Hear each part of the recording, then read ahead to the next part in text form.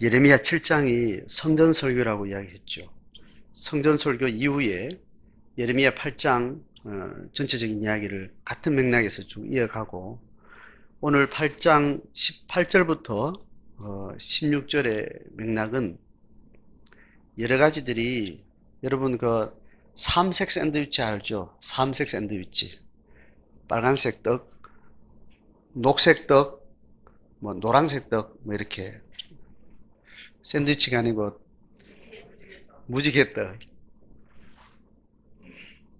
그것처럼 지금 이야기가 아주 컴팩트한 이야기들이 계속 반복되면서 무지개떡을 여러 개 쌓아놓은 것처럼 그런 이야기를 지금 계속 하고 있는데, 지금 쭉 여러분 읽다가 보면 앞에 읽었던 아주 잔인하게 멸망시키겠다, 너희들이 이렇게 악하다, 이런 내용들, 아주 악하다는 이야기, 죄진 이야기 하고요, 또 멸망시키되 완전히 초토화시켜버리겠다, 어떤 이런 아주 극단적인 이야기들을 지금 쓰고 있어요. 그리고 또 한 가지 맥락은 뭐냐면, 이런 현실에 대해서 성전 설교를 한 예레미야가 슬프다는 이야기를 하고 있어요. 이 맥락은 앞에 두 가지 이야기는, 세 가지 뜻 중에 앞에 두 가지는 앞에서 앞쪽 본문에서 언급했던 내용을 이야기하는데, 지금 그 이야기를 계속 엮으면서 예레미야는 근심과 내 마음이 병들었고 주야로 내가 이 백성 위해서 울겠다, 울며 부르짖으며 슬퍼하는 이런 이야기들이 지금 쭉 나오고 있습니다. 18절에 보면 나의 근심이여 어떻게 위로를 받을 수 있을까, 내 마음이 병들었도다. 극도로 상한 예레미야의 심정을 지금 이야기를 이제 꺼내고 있어요. 요 앞에까지 그러지 않았습니다. 오늘 18절부터 19장, 9장, 16절 이 톤에는 이게 지금 들어가 있어요. 그래서 오늘 본문이 나의 근심이요, 내 대선지서 4명 중에 가장 치열한 상황을 사역했던 사람이 예레미야였고, 그래서 가장 극한의 고통과 또 그 현실 속에서 고뇌하고 아팠던 사람이 예레미야였습니다. 그래서 유일하게 이 대선지서 4개 중에 유일하게 예레미야가 따로 고통스러운, 애통하는 그 고통의 이 정서적 심정을 따로 진술한 선지서가 따로 있는 거죠. 예레미야 예가가 붙은 거예요. 그래서 많은 선지자들이 눈물을 흘리고 또 고난도 당하고 그런 사역을 했지만, 예레미야는 극도로 그런 시대적 상황에 가장 정점에 이 사역을 했었더랬습니다.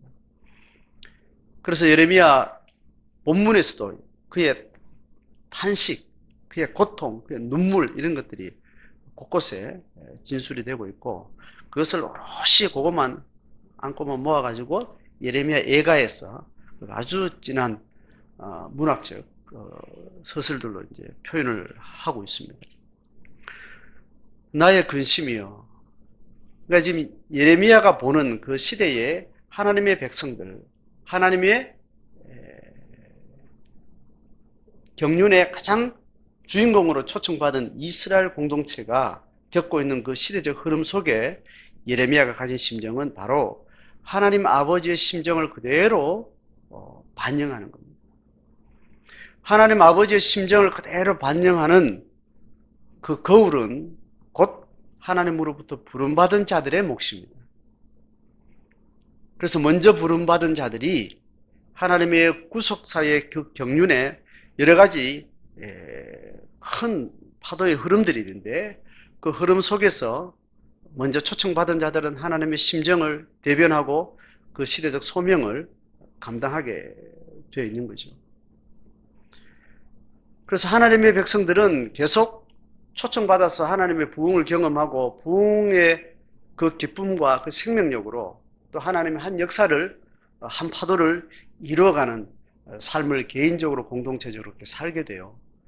그래서 사는 중에 또 개인적으로 집단적으로 또 타락과 갈등과 또 반역과 또 이런 것들이 계속 세속을 하나님의 생명으로 물들이려고 부름받았으면서 세속을 하나님의 공동체에 물들여버리는 그런 역전 현상들 속에 뒤척이는 여러 가지 사건들을 이제 지나고 있는데, 큰 흐름은 뭐냐 하면, 하나님의 부흥의 때를 쓰시는가 하면, 그 부흥의 주체들은 어느 시기 되면 이렇게 침체가 되고 침륜에 빠지고 타락을 하게 돼요. 그러면 하나님께서 그것을 깊이 땅바닥에 그냥 묻어버립니다. 묻어버리면 그 역사가 끝난 것 같고 하나님의 역사가 완전히 단절된 것 같은데, 하나님은 그 묻어버릴 때 그렇게 화려하게 하나님의 역사를 경험하고 또 그렇게 쓰임받았던 그 주체들을 하나님께서 묻어버릴 때 모든 것을 싹 쓸어버리는 하나님의 그 엄포 뒤에는 또 다른 새싹이 날 것에 대한 예언들을 동시에 심어요. 그래서 묻었기 때문에 다시 새로운 새싹은 또 새로운 부흥의 시대에 또 다른 하나님의 신탁과 은혜 속에 또 다른 부흥을 이끌어 계속 그 흐름을, 구약 역사가 그랬고요, 신약 역사가 계속 그렇게 흘러가요. 여러분, 이 흐름을, 하나님의 구원 역사, 하나님의 경륜을 생각할 때 이 흐름의 메인스트림을 여러분 기억하셔야 돼요. 그렇게 해서 이스라엘 백성들은 계속 그 파도를 작게 타고요, 또 크게 또 그렇게 타고 가고 있는 거죠. 그래서 이스라엘 왕국 역사 전체를 보면 가나안에 정복하는 그 강력한 하나님의 역사를 처음 했던 그 이스라엘 공동체가 결국은 긴 세월 동안 결국 나락으로 떨어져서 이제 땅에 묻어지는 시대. 땅에 묻어지는 시대가 지나면서 그 묻어지는 그 시대를 상상도 못했던 그 주체들이 하나님의 예언자들을 통해서 그 이야기를 들을 때 충격과 공포에 휩싸이는 거죠. 그러면서 그 예언자들은 다음 이 묻어버린 시대 이후에 솟아날 하나님의 새로운 태양에 대해서 감지를 하게 되는 거예요.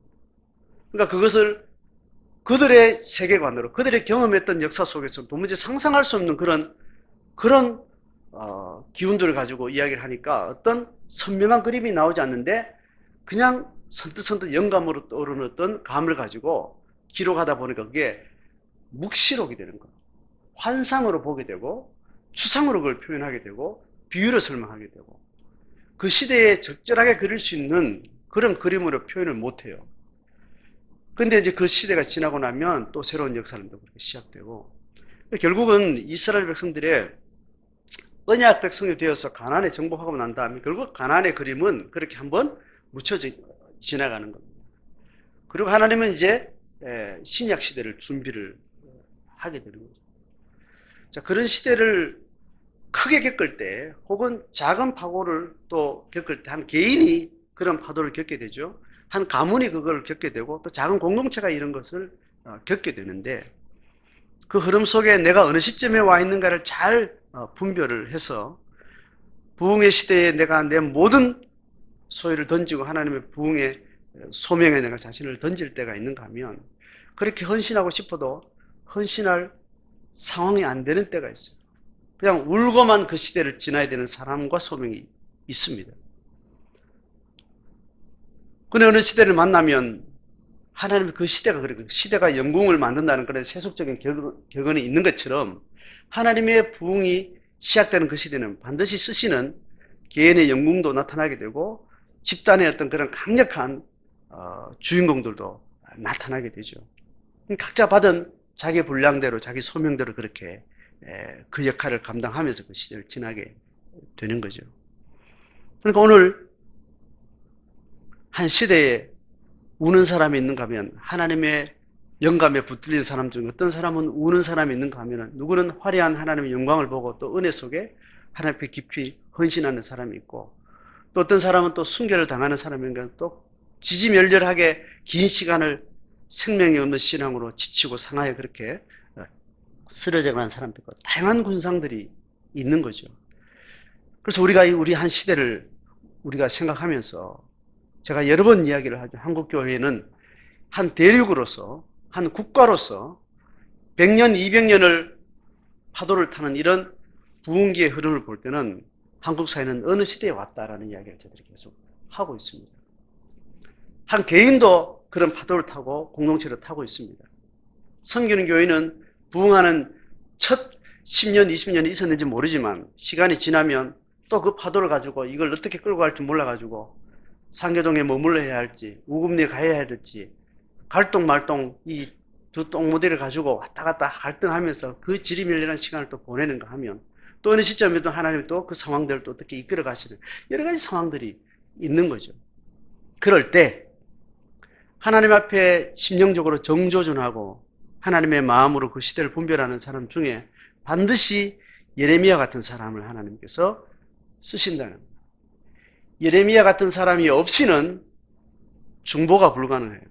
내 애간정을 태우면서 하나님의 심정을 담고 고통하는 그 영혼들에 대해 필요에 대해서 그렇게 자기 애간장을 스스로 끌으면서 터져나오는 자기 기도로 그렇게 중보하는 자가 있을 때 그들을 통해서 썩은 미랄로서 그 다음에 효험을 발휘하게 되는 겁니다. 그래서 우리에게 두 가지 얼굴이 있는 겁니다. 애통하는 심령이 있는가 하면 기쁜 희락의 얼굴이 같이 있는 거예요. 그래서 믿는 사람은 웃는 게 아닌 거예요. 우는 게 전부가 아닌 거예요.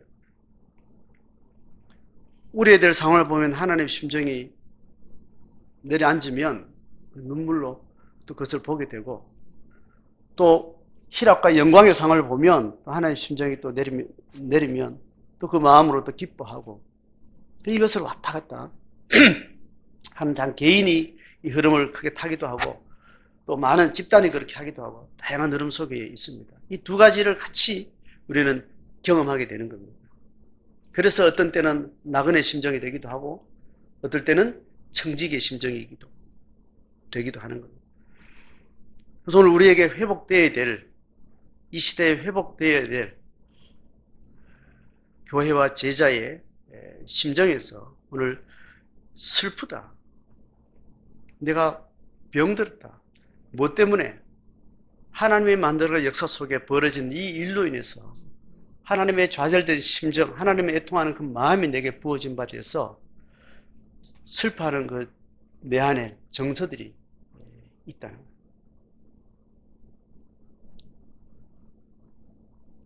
중보에 깊이 빠져들면, 중보 기도를 깊이 해보면 그런 경험이 있다고 많은 글을 통해서 읽게 되는데, 중보의 대상의 연민에 빠져서 기도하다가 그 대상의 피를 놓고 기도하다가 그 대상을 향한 하나님의 아버지의 마음이 어느 날 깨달아져서 아버지의 마음으로 기도하는 거예요. 그런 질적인 전환들이 이렇게 일어난다는 거예요.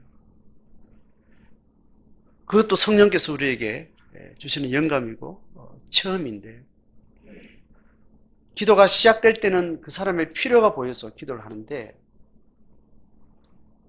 기도하다 보면 그 사람의 영적인 상태가 보이고 그를 향한 하나님 아버지의 마음이 내게 보여지고, 그것이 우리 가운데 기도하면서 이렇게 경험되어지는 거죠. 지금 예레미야는 지독한 그 고통을 지금 그렇게 앓고 있는 겁니다. 성전 설교를 하고 나서 그에게 오는 심정을 지금 이렇게 순서별로 이렇게 이야기하는 것 같습니다. 그래서 제자가 된다는 것, 교회를 선다는 것에 대해서는 그 시대를 이렇게 보면서 고통하는 마음, 자기의 간장이 끓는 그런 공감, 그 고통에 대해서 안타까움에 대해서 내 것 같은 그런 공감이 느껴져서 그 아픔을 가지고 기도하는 그 기도가 필요합니다. 그런 애통하는 기도가 없는 사람은 전인적으로 통합적으로 전적으로 거기에 헌신을 한다. 주님을 따른다라는 것이 사실은 불가능할 정도로 주님을 따르는 길은 제정신을 가지고서는 못할 일들이에요. 인간이 기본적으로 가지고 있는 지정의 인성의 힘으로는 사실 접근할 수 없는 영역을 하나님께서 우리에게 요청하는 거기 때문에 하나님이 전적으로 부어주시는 이 애통하는 마음이 이것이 우리한테 심정적으로 전이되지 않고는 갈 수 없는 거예요.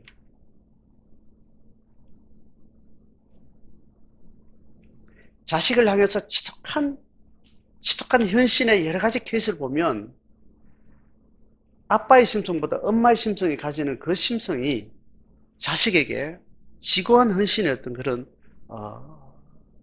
케이스들을 우리가 듣게 되는 거죠. 비교적 아버지의 부성보다는 엄마의 모성이 훨씬 더 모질고 더 절절해요. 그 정서를 따는 자가 가지는 그 지독한 힘이라는 게 있는 거예요.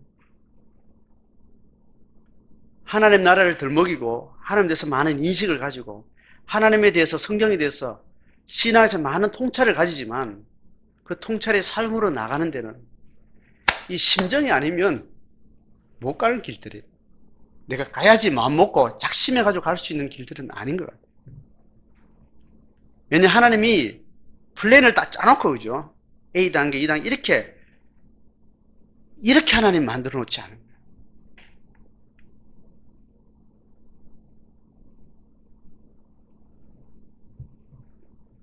갈 바를 알지 못하고 동력이 생겨서 그냥 가는 거예요. 이걸 계속 유지하는 데는 지적 판단이나 의지만으로 절대 불가능해요. 심정이 거기에 담아지지 않으면 그 지점을 계속 지켜내지 없는 그런 지경이 예수를 따라가는 거예요. 갈 바를 모르겠는 거예요.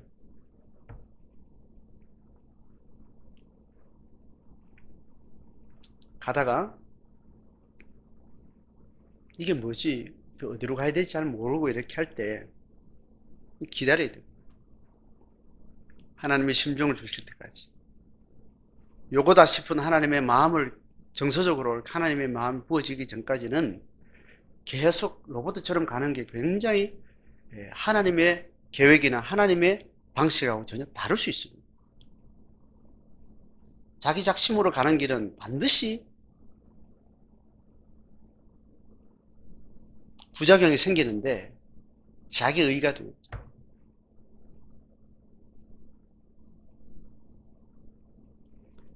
하나님이 우리에게 걸어가게 하시는 걸음은 이런 근심과 마음의 애통함과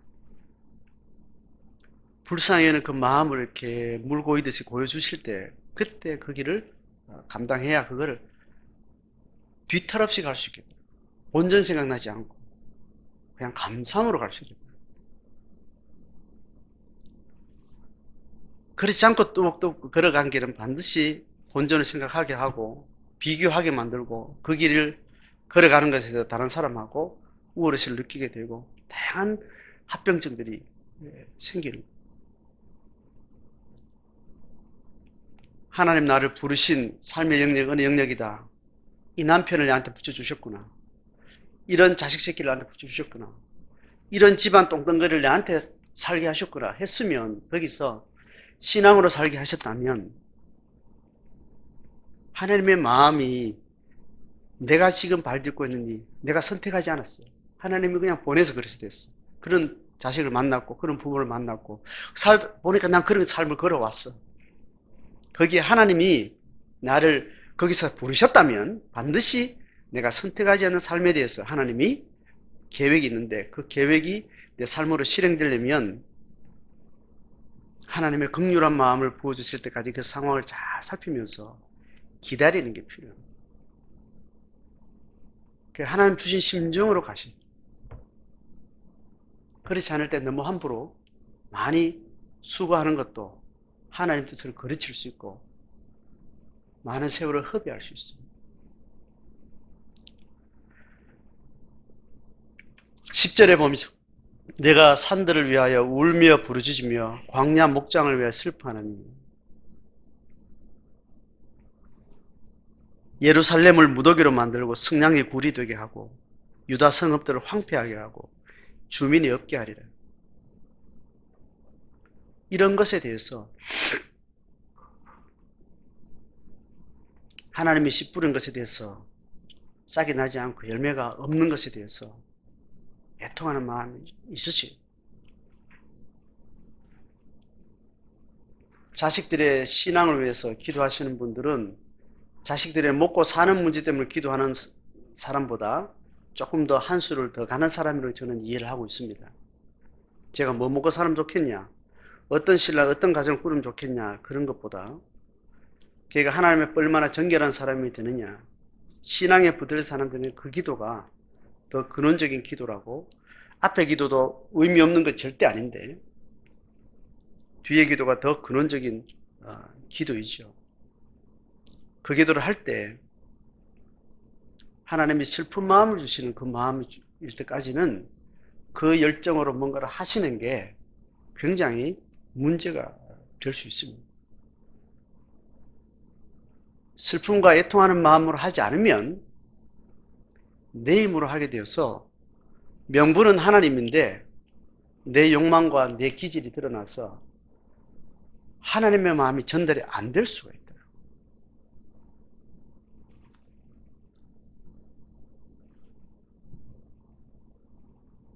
자, 그렇게 해서 우리가 부름받은 각자의 삶의 개인적 영역 안에서 하나님 슬픈 마음 주시는 것 여러분 소망하시는, 하나님의 안타까운 마음을 내가 느낄 수 있도록 많은 시간을 그냥 기다리고 잠잠히 있는 것들이 필요합니다. 내 계획대로 안 되고 내 생각대로 안 되고 그렇게 했었는데 내 애는 그렇고 그렇게 했는데 우리 집안은 경제적인 문제는 이렇게 됐고 그렇게 했는데 내 배우자는 그냥 이렇고 부모는 이렇고 많은 것들이 우리한테 신앙으로 기도했는 과정임에도 불구하고 뭔가 안 된 상황대로 왔을 때 본능적으로 드러나는 어떤 자기 기질적인 어떤 것들은 이를 그르칠 수 있습니다. 그리고 했던 것들 다 물어 돌리고 하나님 이걸 다 땅에 그냥 뒤엎으시는구나. 다 생매장으로 하나님께서 이 끝장을 보시는구나. 그것을 받아들이고 우리가 얻어야 되는 것은 뭐냐면 다음 플랜이나 계획이 아니고 하나님의 심정을 받으십니다. 그 전에 많은 계획들, 달려오던 가속도, 달려오던 어떤 패턴 다 문어 돌리고 그렇게 심정이 부어지면 전혀 다른 각도, 전혀 다른 밀도, 전혀 다른 어떤 체계로 인해서 새로운 하나님이 이끌어 가시는 방식이 내 삶을 통해서 이렇게 드러나게 되는 거예요.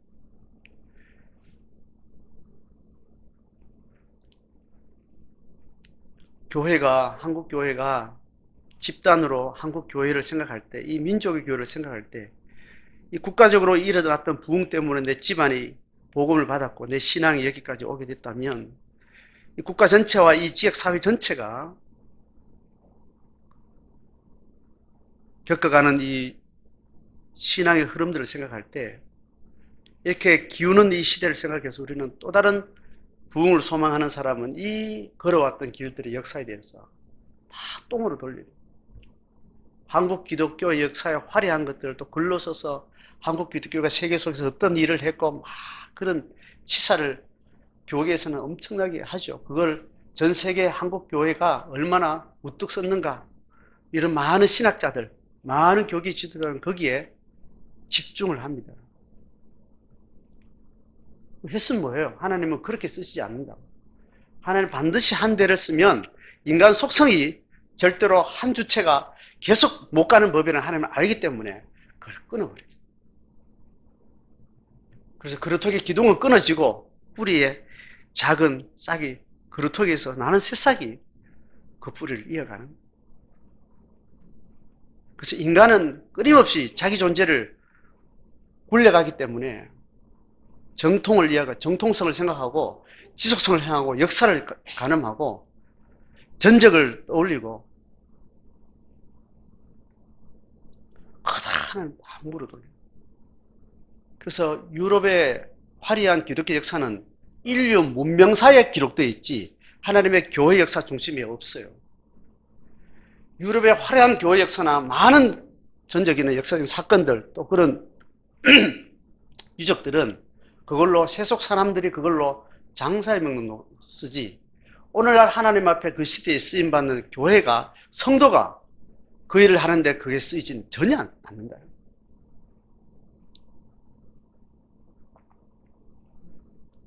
개인이든 가정이든 우리 공동체든 이 시대의 교회든 그동안 걸어왔고 하나님 하시던 일들 다 언제 있었냐는 아침 안개사를 다 잊어버리고 다 이 무가 된 상황에 대해서 하나님의 절망에 대해서 애통하는 마음을 가지고 거기에 집중하면서 그 시대를 채워가는 한 세대가 있으면 그 가문은 그 집안은 또 다른 소생의 기회가 있습니다. 그 국가도 그 교회 공동체도 한 대륙도 새로운 소망이 있는 거죠.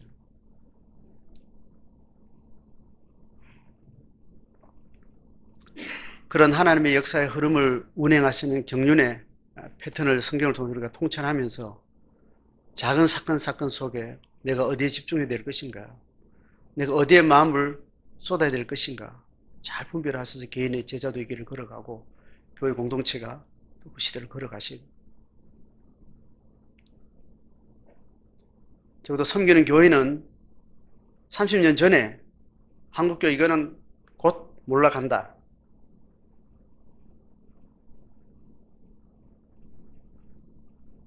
이건 교회가 아니요, 이 판단을 하셨기 때문에 다른 교회를 소망하고 시작하신 교회.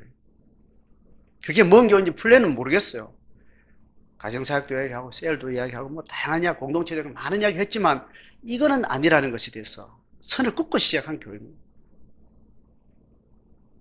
그러기를 30년 지난 동안도 그래도 깔딱깔딱 죽지 않고 깔딱깔딱 거리는 한국교회 상황은 살아있는 것 같지만 뒤를 돌아보면 볼수록 비참하고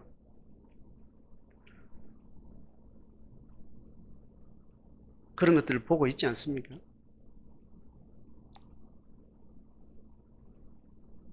우리가 새로운 부흥의 주체가 될지 썩은 미랄이 될지 각자가 하나님께 주시는 그 마음을 잘 받으셔서 그 개인 소명이 되고 그 소명이 함께 공동체 안에서 하나님의 소명을 생각하고 함께 뭐를 해야 될까 생각할 때 그때 하나님 또 우리에게 주신 또 집단의 공동체의 소명이 있겠죠.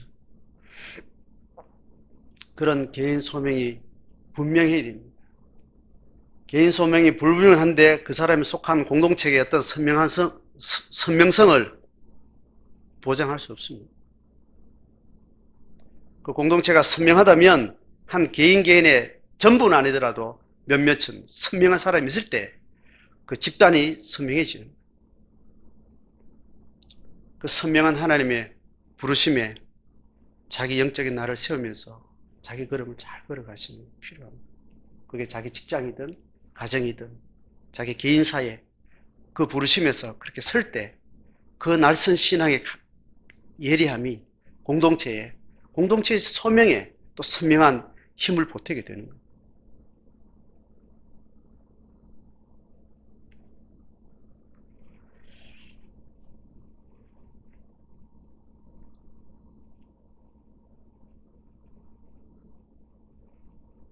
이렇게 한 세대 열심히 살았는데 우리 자녀들은 이 자리에 아무도 없고 신앙이 있는 아이들은 그래도 신앙생활 하려고 하는데 여기서는 신앙할 수 없는 상황이 돼요.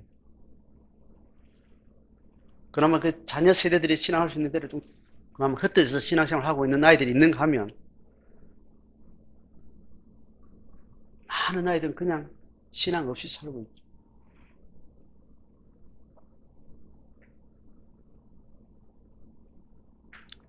우리 교회 문제가 아니고 우리 가정 문제가 아닙니다. 한국교회 전체가 이런 거예요. 개인의 책임도 있지만 집단의 책임도 있고 한국교회 전체 책임도 있는 거죠.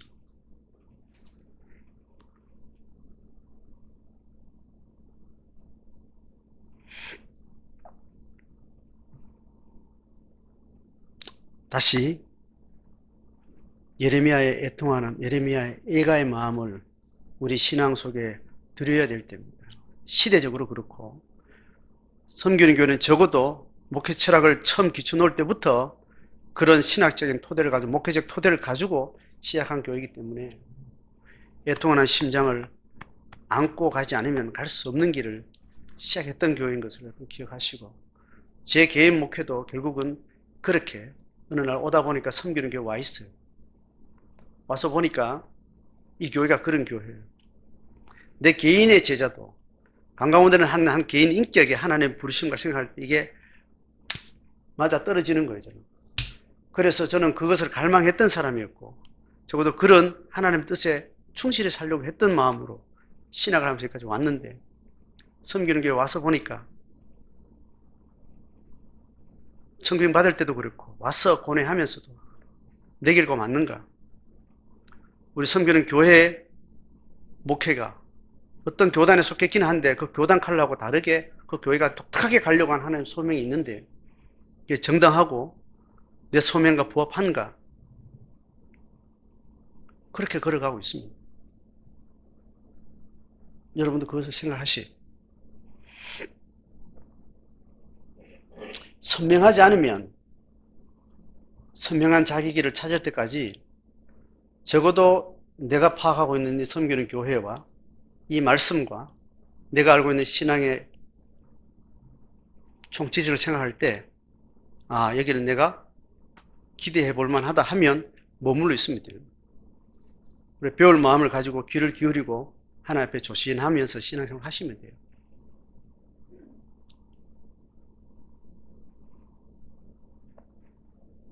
그리고 각자 주신 하나님의 부름 앞에 일성과 교회 공동체 안에서 하나님 앞에 진실하게 건무게를 보태가 주시면 됩니다.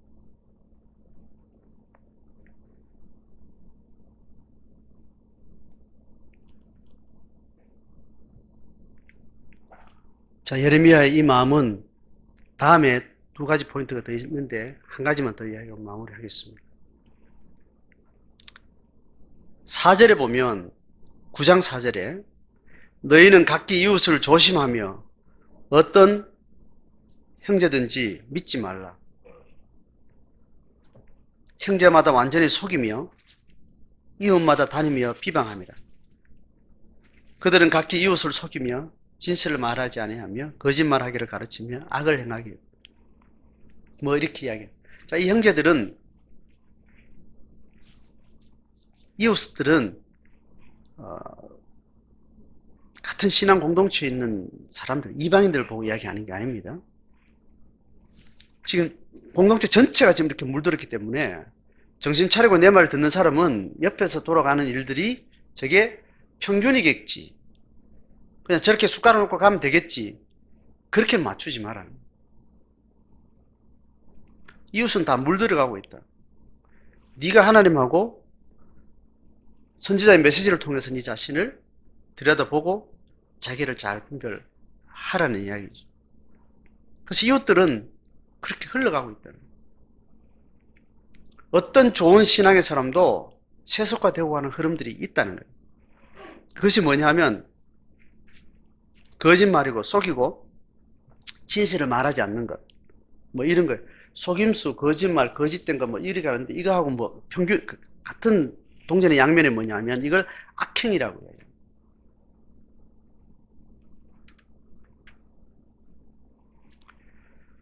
세상 사람들은 세상 사람 자기를 위해서 살거든요. 자기를 위해서 살기 때문에 자기 삶이 중심이 되어 있는. 이게 안 믿는 사람이 당연히 살아가는 방식이에요. 그래서 하나님 앞에 부름받은 사람은 너를 위한 삶을 네가 이제 내려놓아라. 이게 이제 하나님 앞에 약속한 언약에 출발한 사람은 너를 위한 삶을 네가 이렇게 내려놓으라는 이야기를 하는 거. 이거를 계약하고 우리가 이렇게 진입하는 겁니다. 신앙의 길에.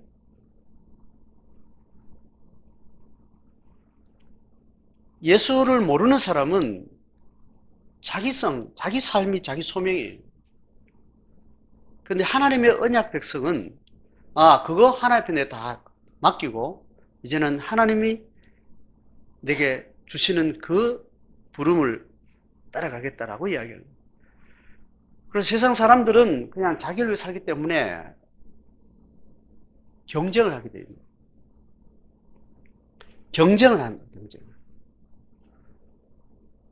예수 믿는 사람은 기본적으로 세상 사람하고든지 뭐하고든지 세상 살면서 경쟁이라는 구조 속에 있지 않는 거예요. 경쟁이라는 어떤 패턴 속에 들어가 있어도 경쟁의 마음을 놓은 사람입니다. 이거를 잘 구별을 하셔야 됩니다. 경쟁 안 하면 니 뭐하고 살래? 그냥 비고돌이처럼 그렇게 그냥 아무것도 안 하고 이렇게 노느냐. 그 이야기를 하는 게 아닙니다. 경쟁을 하며 살아가는 삶의 구조를, 이거는 하나님 모르는 사람이 사는 방식이다라고 인정을 하고, 경쟁하지 않는 방식, 하나님이 주신 각자의 분복이 있는 거라고 거기에 자기를 두는 거죠. 그리고 하나님이 내게 주신, 너는 이거 해, 저게 주시는 은사와 소명을 따라서 살도록 하신다는 것에 대해 우리는 계속 찾아가는 거예요.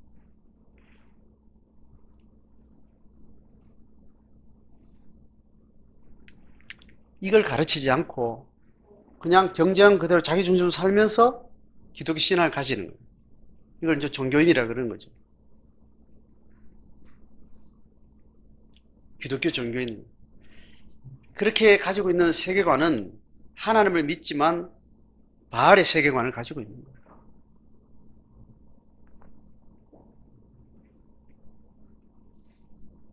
지금 4절, 5절, 6절은 각기 이웃을 조심해서 어떤 형제든지 믿지 말라는 거예요. 다른 사람은 가는 길에 대해서 무조건 딱 벽을 쳐놓고 하나님이 나를 부르신 그 방식대로 살아가는 삶을 끝까지 고수하도록.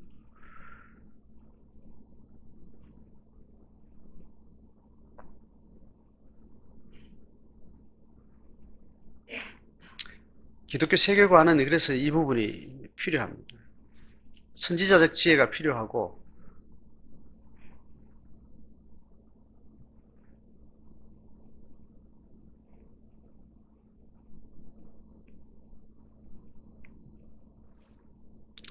세 번째 봅니다. 15절 같이 보겠습니다. 같이 읽습니다. 15절 시작. 그러므로 만군의 여호와 이스라엘 하나님께서 이와 같이 말씀하시니라. 보라, 내가 그들 곧 이 백성에게 쑥을 먹이며 독한 물을 마시게 하고.